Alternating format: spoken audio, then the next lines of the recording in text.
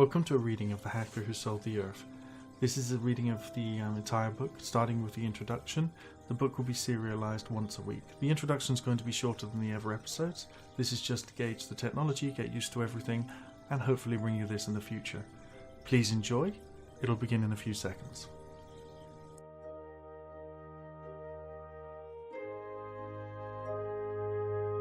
The walking action through the snow was sapping the strength from his legs, and his blood was returning through his thighs like ice water.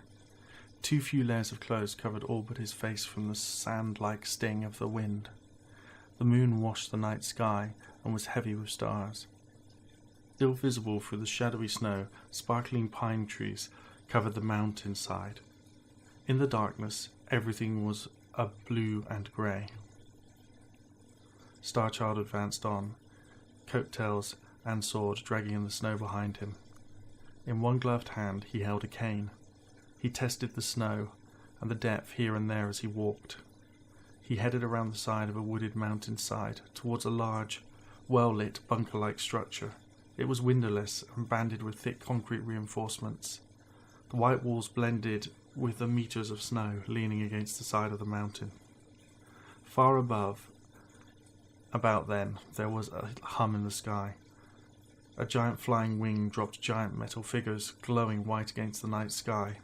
The battle was going to get out of control, and he was going to enjoy the heat of the battle as much as the challenge.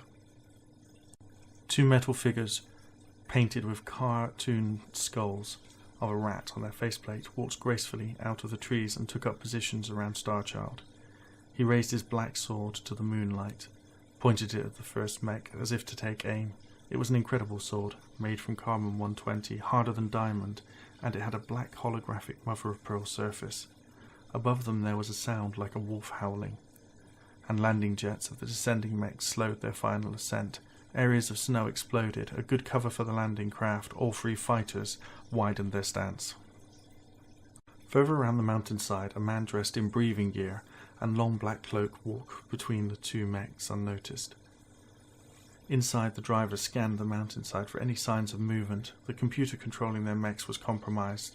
The man's clothes were covered in cartoon rat scrolls as he walked through the snow. They flashed in the moonlight. The advanced targeting pattern recognition program on the mech systems read the pattern and ran malicious code to remove any movement or alerts. This rendered the man invisible. He turned behind the first mech, lifting an access panel that was illuminated with a green and blue hue, and plugged in a cable from his belt. The machine seemed to flinch, and then it ejected its pilot backwards into the snow. The mech, now automated, turned and raised its gun towards the driver. It pointed a red illuminated laser straight at the man's chest. The man in the breathing mask said, "You can do no more here, return to base."